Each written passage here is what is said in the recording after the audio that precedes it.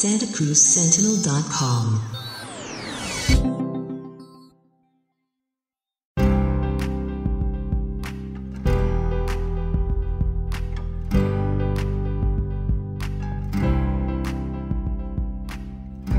Hello and welcome to the Reporter's Notebook, the podcast presented by the Santa Cruz Sentinel, where we talk about some of the stories and people behind the scenes here at the Sentinel. I'm your host, Anthony L. Solis. Today we're going to be talking about freelancers.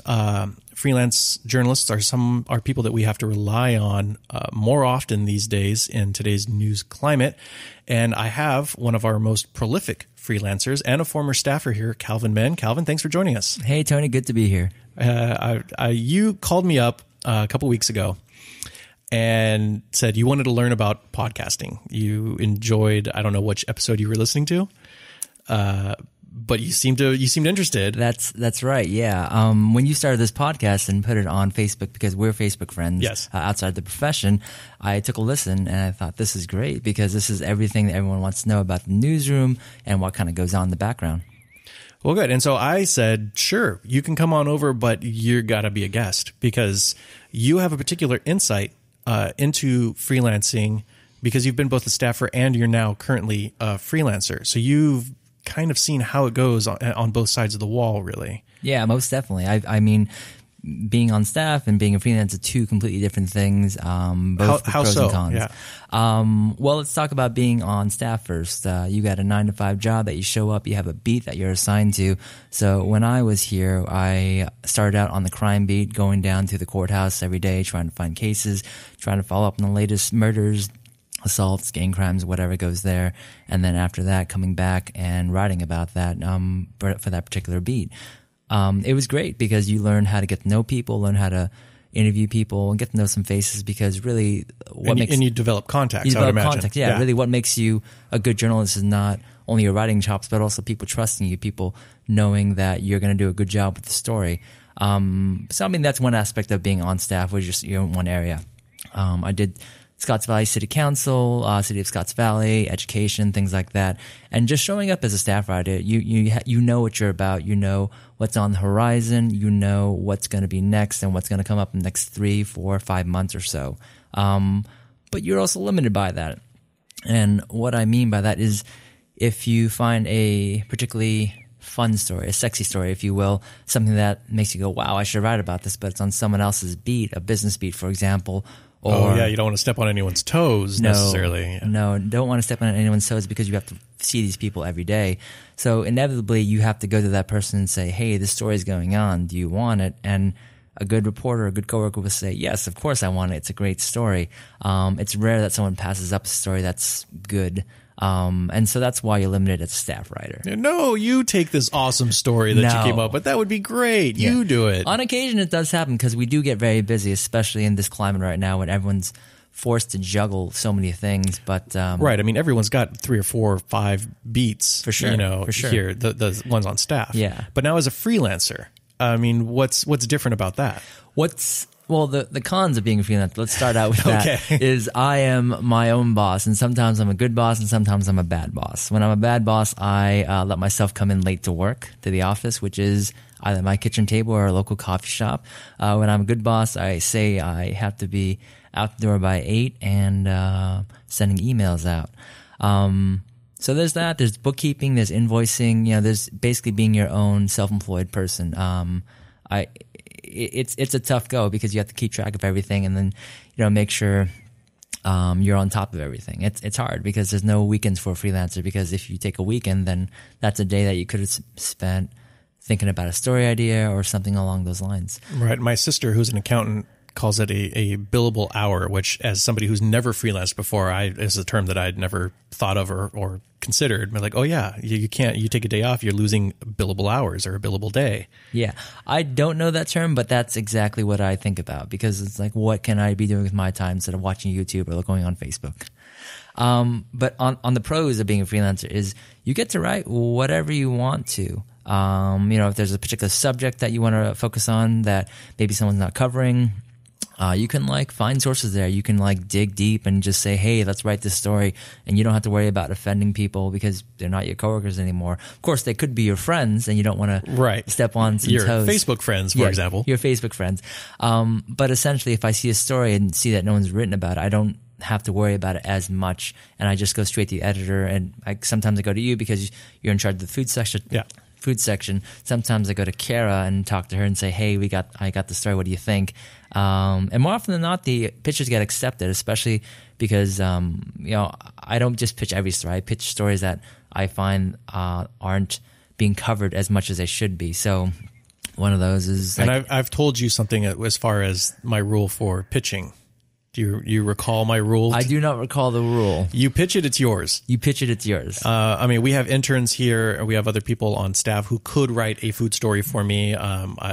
We've got one particular intern who's actually been really great about writing food stories on a regular basis for us, which kind of takes food off your table. It takes away from, I see what you did there. Yeah, you like that. I kind of do like that. But I've told you, if you pitch it, that's your story. I'm not gonna say, hey, that's a great story. Hey, intern, maybe you should do. That's not cool. I'm not gonna do that. Yeah. One thing I do want to say about being a freelancer is, I'm a full-time freelancer, but also I have some other jobs that I need to use to pay the bills. And so I can't dedicate 40 hours a week to writing. So sometimes I cram something in like 6 o'clock in the morning when I have to wake up early and write before I go to this job, or I just can't do it until a certain day. I've definitely turned down assignments because I don't have time or the bandwidth.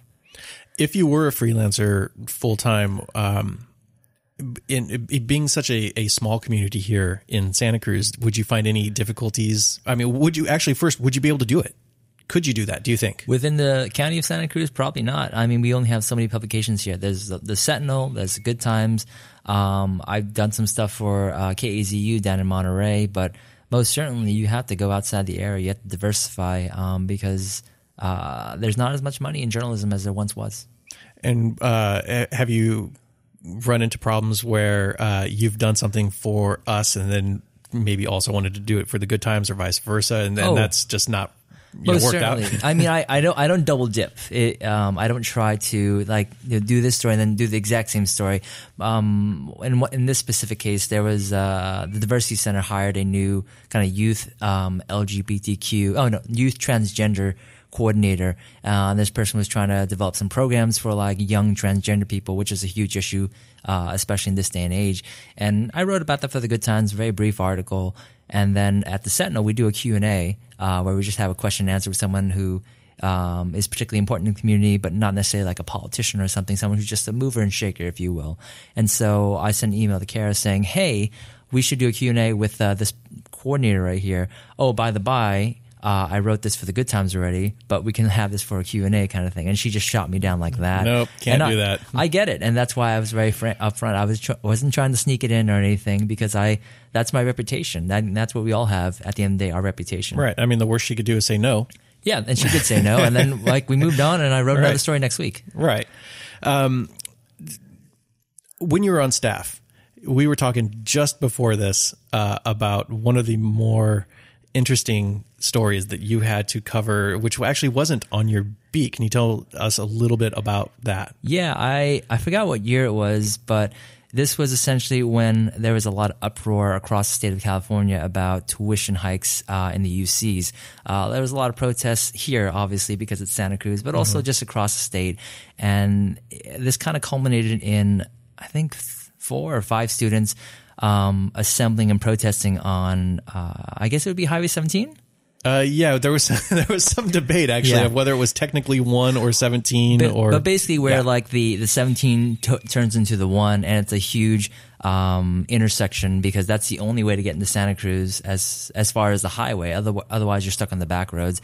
And so these students created a barrier of some sort. So it wasn't just like a human chain. It was a human chain with concrete blocks and barrels and chains and I think they chained themselves PVC to the concrete. They called it a sleeping dragon. I'm like, why do they call it that? But then, they explained it. But anyway, so that wasn't on my beat, is the point. I was covering, I think, the Scotts Valley beat and just education. And Kara, who was a staff writer then, Kara, who's editor now, was covering UC Santa Cruz. Ironically enough, she was stuck in that traffic and couldn't get to the story. And so at the time, an editor called me up and said, hey, I need you to go check this out because there's supposed to be a protest. And, protests happen almost every other week in Santa Cruz. And I thought this was going to be a smaller one, but I show up and, there's like traffic backed up at like 10 o'clock in the morning, which is unusual. They're the CHP, there's Santa Cruz PD, just kind of all in one place. And it was just such a fascinating thing to, one, try and get there because logistically I couldn't double back or else I'd get caught in traffic. So I parked and kind of tried to walk up the highway and, as a reporter trying to cover something, trying to get to a story, you're going to be a lot of resistance. You have to be polite but persistent.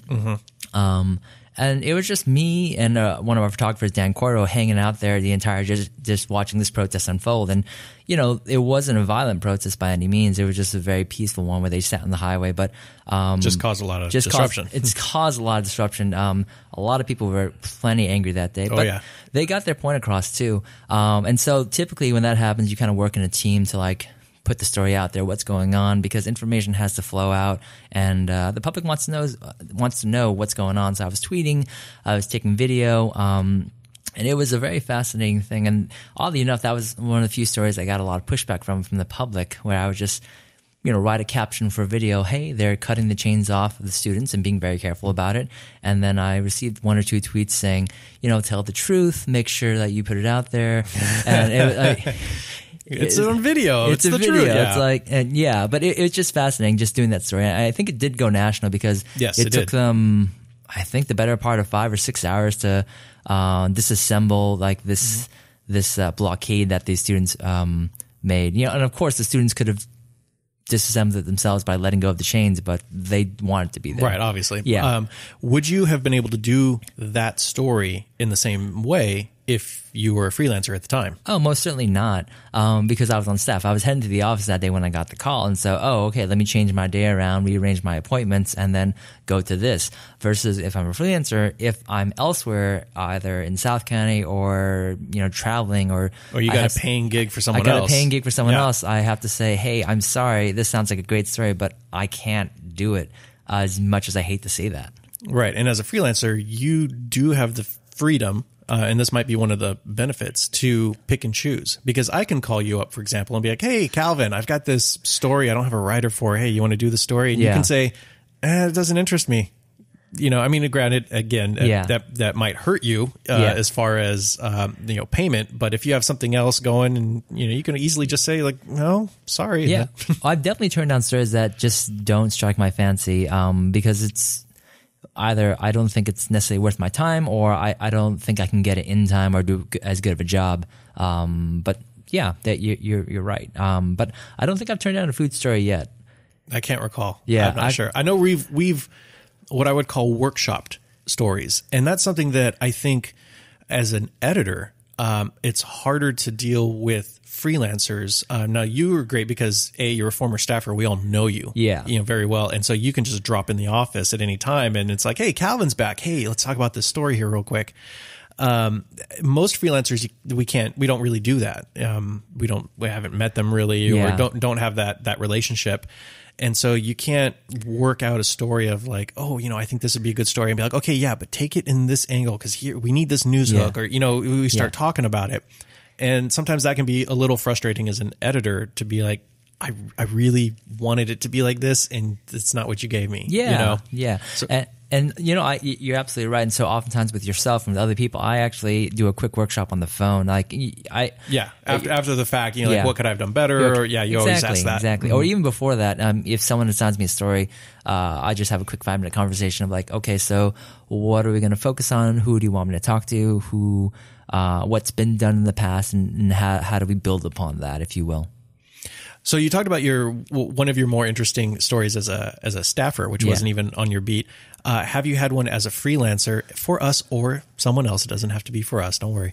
That you're like, I'm glad I was a freelancer. I'm glad I got to do this story. I might not have been able to do it otherwise. To put you on the spot there. Oh, okay. That's a pretty good question. I had to think about this a little bit because you gave me some warning about what I would talk about. I think one of the bigger stories I've written is kind of like last fall Well, let's back this up a little bit.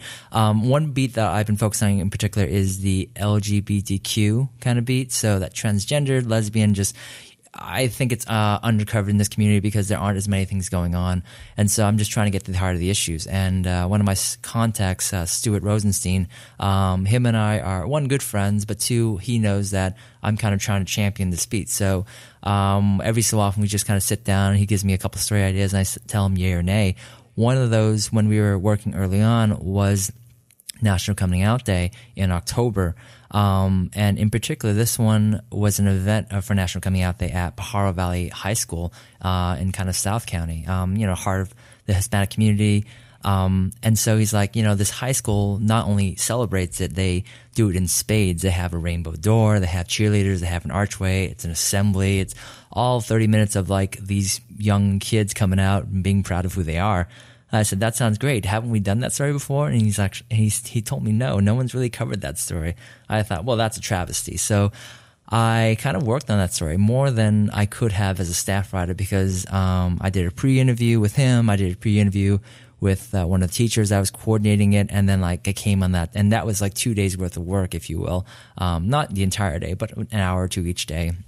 And then day of, I just kind of picked my own schedule and showed up early, hung out for an hour, found a source, and just kind of not took my time with the story, but really let it develop, really gave it a lot of thought. And it really shed a lot of light of, one, about some misconceptions of what the Hispanic community is like when it comes to young gay kids, young transgender kids, and but it also spotlighted that there's a lot of acceptance down there, more than what anyone would have thought. But lastly, it also kind of put forth that as much as this was a great story and a great moment, the causes still need to be championed because this is only 30 minutes on one day, once a year, and these kids kind of had to go back not into the closet, but just kind of had to hide their true selves after this day because this is a rare moment for them. Mm-hmm. You mentioned that Scott, was his name Scott, the gentleman you were just referring to? Oh, Stuart. Sorry. I knew it started with an S. You mentioned that Stuart kind of pitched you these stories. You talked to him, you knew him. Yeah. Do people know you as a Sentinel freelancer or a freelancer in the area and pitch you stories that then you come and pitch us, or do you kind of just go out on your own and try to get them? A little bit of both. So when I left the Sentinel, I took my contacts with me. Not the Jerry Maguire, I'm going to take my client list with me, but I still have phone numbers, I still have emails, I still know some of the movers and shakers on the areas that I covered.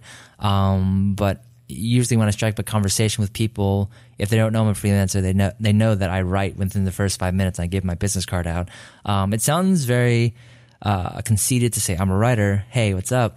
But also it lets people know that I'm open to your ideas. And if you ever want to see if your story idea is gonna fly, if it's a great idea, if it's worth a story, if you will, let me know because I'm available. And they know I'm available, one, because I'm not beholden to any schedule. I'm not beholden to any beat. I'm just kind of a writer trying to make it. And so I'll give it to them straight, and I get back to them a little faster than others would, say someone on staff, because they're working on other stories or they go into other meetings that they're beholden to. Right. So, do you have an Instagram you want to give out in case people want to follow you? Sure. So my Instagram is at Calvin Men at Work. It's very, very creative. I thank you. Calvin Men at Work. And that's men, M-E-N. Yes. And then my website is calvinmen.com. And would that be the best way for anyone to get a hold of you if they wanted to pitch you a story that then you wanted to pitch us? Yeah. Or the good times on, And the good. Yeah. Well, I'll take any story pitch, and usually if one person turns it down, another person picks it up. My website's probably the best way. That's where my email is. That's where you can send me a message. Instagram, I actually do photography, much like yourself, Tony. Well, not so much these days, other than my daughter. But your photography is actually very good, and I really like the stuff that you're posting on Facebook and on Instagram. So, I would imagine you're open to photography freelance assignments as well. I am. And the website was calvinmen.com? calvinmen.com, CALVINMEN.com. Well, thanks, Calvin, for coming in and talking to me, and I hope you learned a little bit about how we have the podcast set up. And then right after this, we're going to go into the editing part of the podcast. So when you, the audience, are listening to this, Calvin will have had a hand in doing some of this editing, or at least he'll be sitting behind me as I'm showing him how to do it. Oh boy. So, then you'll be a freelance podcaster. Think of it that way. I don't think I can say that quite yet. All right. Well, thanks, Calvin. Thanks for coming in. Thanks for having me, Tony. You can listen to the Reporter's Notebook here at SantaCruzSentinel.com or subscribe to us on iTunes or Google Play. Thank you for listening.